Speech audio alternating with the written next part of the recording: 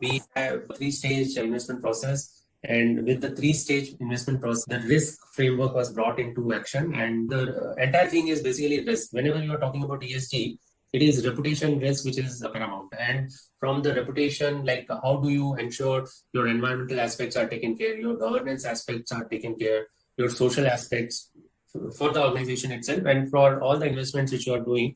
From that lens, if you look, it becomes very easy. So risk framework is something which you have to put in place. So what has happened was integration of ESG. It's not isolated one hanging somewhere. It's all embedded within the investment cycle. It's very easy to do. You have so many like other aspects which are looked at the time of your investment. He also becomes a part of that.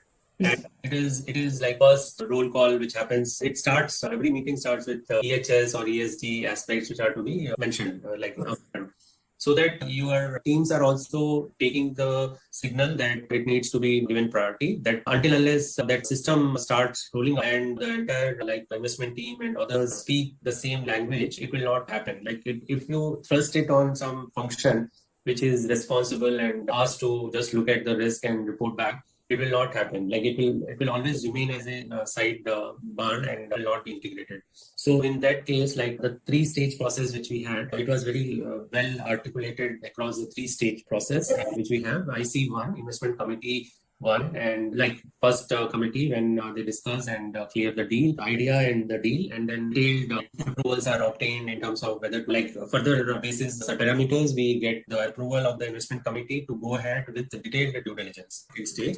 And third stage is like all the diligence findings are shared and call like in terms of the ticket size and all are confirmed and communicated back to the investee, like potential investment. Then begins your loan agreements, the agreements which are to be taken up in terms of the equity mostly, like the shareholders agreement or share subscription agreement and all are to be drawn. And that documentation also has at each stage, like all the three stage plus documentation also has got your what you call as aspects which are taken into consideration. And these, when you develop the governance, these are guided by your diligence. Yeah. The one which we have got done. So from the diligence, you get your action plan, and those action plan items are translated into the documentation also. Yeah. So there are set of standard covenants on EHS which are to be covered, plus the action plan which comes out and which needs to be taken up. That way, you will be able to populate it down to your companies and then take it up. In terms of we have looked at our VC strategy and VC E&S requirements, which we have developed on our own. Looked at this particular asset class as like having very short, like you have to quickly invest, idea, innovation, whatever you want to. If you like have a, in terms of if you think this idea is going to make a big impact, you will like to associate with that, and with you have to take a, like quick decisions in that. You will not have that much time as traditional investment would have. Yeah. Traditional investments would be like spanning the diligence time itself spans about 3 months. In terms of this particular one would be 40 days or max.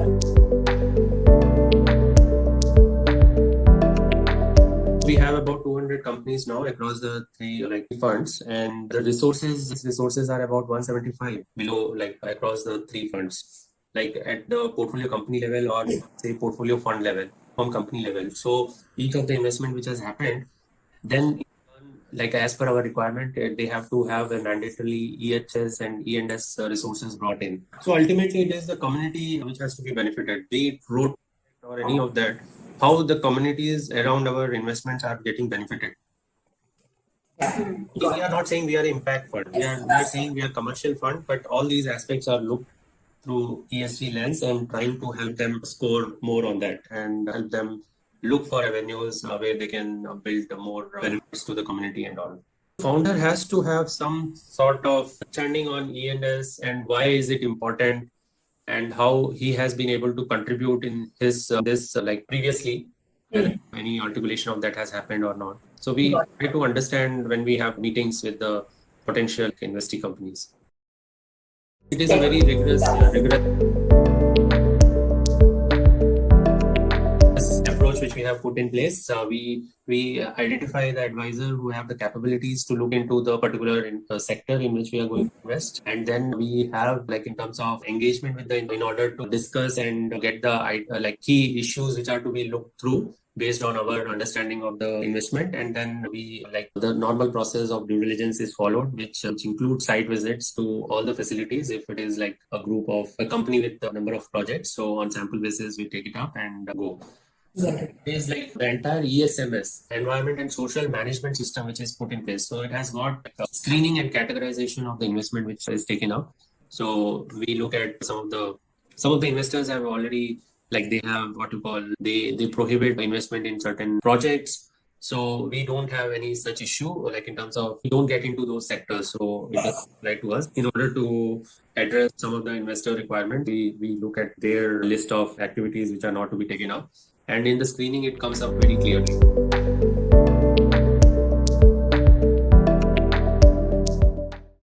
We would like to advise these entities. They are not aware of the Indian conditions in terms of they are still thinking some of these aspects which they might have experienced elsewhere in the world.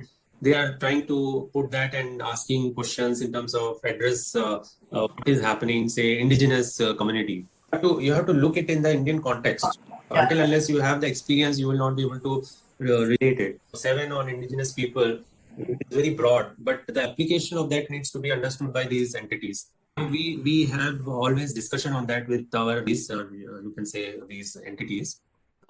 These and all they are to be fed with information, ground reality. Meaning you can't say indigenous people land or something of that sort.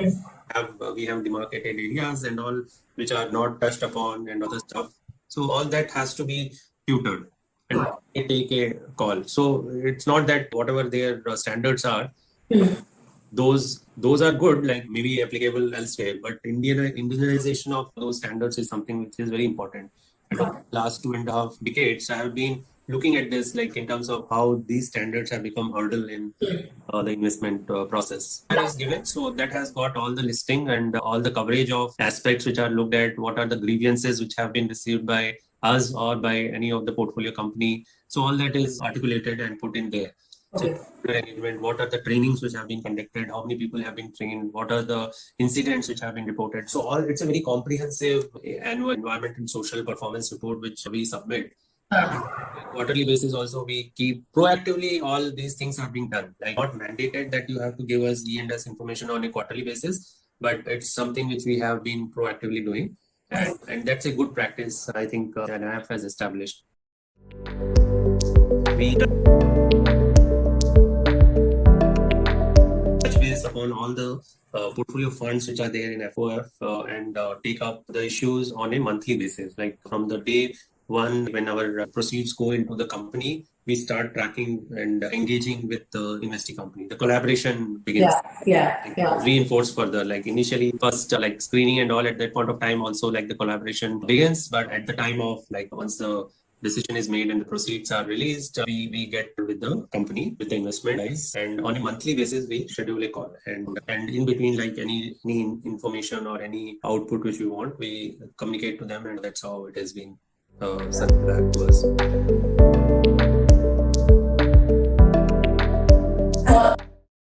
We are also working on carbon emission reduction and other stuff with our investing companies. Their own like objectives and targets. We try to push that. Like we are not saying that you have to be a net zero.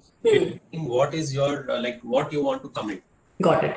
Not on the net zero, but on your resource efficiency, on your ends or on your processes and all that stuff. We are just helping them to come up with 1 or 2 objectives every year and to address that. So that way, if you establish those objectives and targets, so you will be able to build a culture.